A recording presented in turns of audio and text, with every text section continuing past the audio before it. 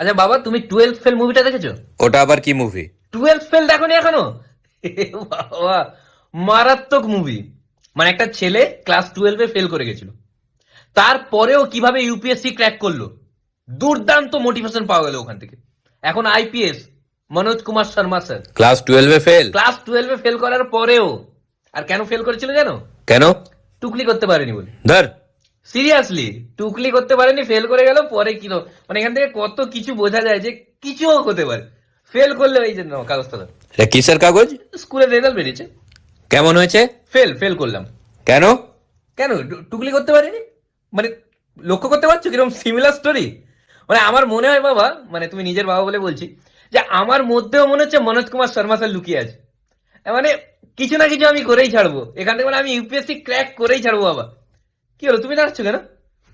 আরে তোমার মধ্যে কি অক্ষয় কুমার লুকিয়ে আছে? আরে আরে